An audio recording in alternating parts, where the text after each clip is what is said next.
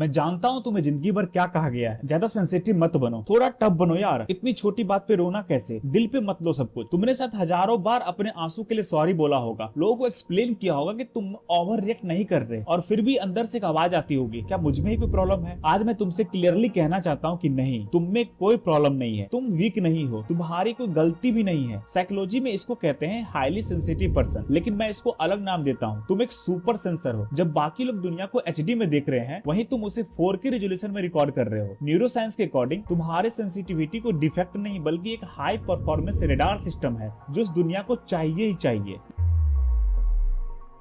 यहाँ से पर्सनालिटी की बात नहीं है, ये बायोलॉजी है। रिसर्च ये कहती है कि तुम्हारे आसपास लोगों के कंपेयर में तुम्हारा ब्रेन इंफॉर्मेशन को 80% अलग तरीके से प्रोसेस करता है। ब्रेन को एक कैमरा की तरह सोचो। ज्यादातर लोगों का ब्रेन 720 पिक्सल में रिकॉर्ड करता है, अच्छी पिक्चर है, एफिशिएंट है, काम चल जाता है बिना ज्यादा मेमोरी वेस्ट किए हुए। लेकिन तुम्हारा ब्रेन 4K, हर डिटेल, हर शेड, हर इमोशन, सब कुछ रिकॉर्ड करता है। और साइंस ने तुम्हारी ब्रेन में 3 स्पेसिफिक चीज आइडेंटिफाई की है जो एक्सप्लेन करती है कि लाइफ तुम्हें इतनी इंटेंस क्यों लगती है।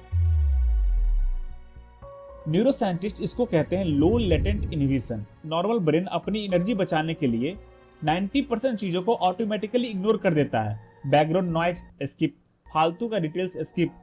लेकिन तुम्हारे ब्रेन को सब कुछ रेलिवेंट लगता है। तुम एक ही वक्त में कुर्सी का टेक्सचर, फ्रिज की आवाज और साथ बैठे इंसान का मूड एक साथ सब कुछ नोटिस करते हो, इसलिए तुम ओवरवेल्म्ड हो जाते हो। लेकिन इसीलिए ही तुम वो चीजें नोटिस करते हो जो बाकी सब मिस कर देते हैं।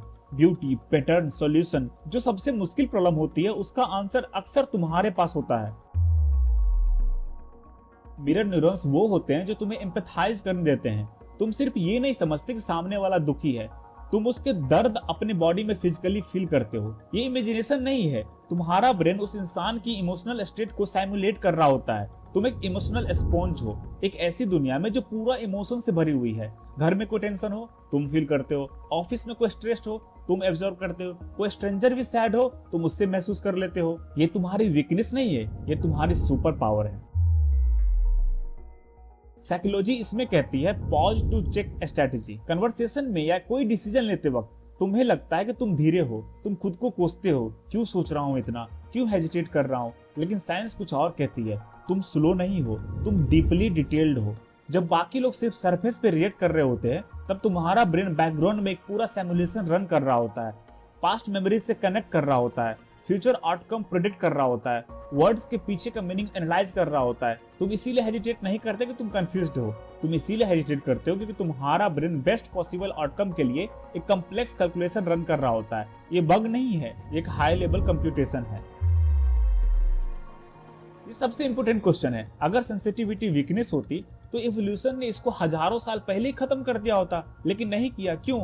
क्योंकि ट्राइब को तुम्हारी जरूरत थी। पुराने जमाने में वॉरियर्स थे, bold, risk taking hunters, tribe के लिए जरूरी। लेकिन सिर्फ वॉरियर्स की ट्राइब वो बर्बाद हो जाती, बिना सोचे सीधा डेंजर में घुस जाते। ट्राइब को एडवाइजर चाहिए था, तुम वो थे जिन्होंने तूफान आने से पहले मौसम चेंज होते देखा। तुम वो थे जिन्होंने इंसान की आंख में झूठ पकड़ा।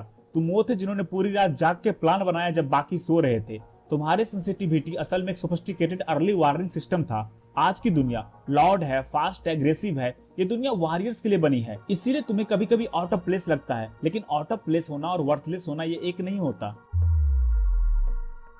मैं जानता हूँ रेडार कैरी करना कितना कॉस्टली है। जब तुम सडनली शांत हो जाते हो, लोग कहते हैं ड्रामा कर रहा है, लेकिन साइंस कुछ और कहता है, तुम्हारी रैम फुल हो गई है, सिस्टम ओवरहीट हो गया है। और इसके लिए साइंस के पास एक ब्यूटीफुल मेटाफर है। ज्यादातर लोग डैंडेलाइन होते हैं, टफ, रेजिलियंट, कहीं भी उग जाते हैं, फुटपाथ के दरार में भी, गार्डन में भी, एनवायरनमेंट से कोई फर्क नहीं पड़ता। लेकिन तुम ऑर्किड हो, और ऑर्किड को हार्श, टॉक्सिक, लॉर्ड एनवायरनमेंट में डालो, वो मुरझा जाता है, स्ट्रगल करता है।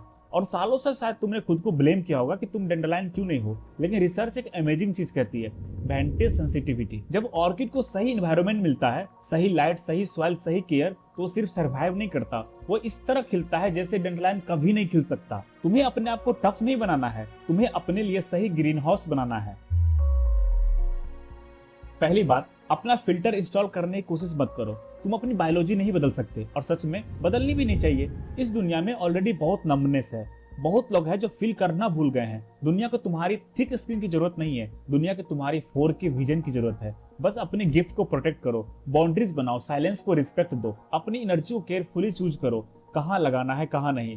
और अगली बार कोई तुमसे कहे यार इतना सेंसिटिव मत बनो, अंदर से मुस्कुराओ और याद रखो कि तुम में कोई डिफेक्ट नहीं है, तुम सिर्फ इस दुनिया को वहां देख रहे हो जहां बाकी लोग आंखें बंद कर लेते हैं।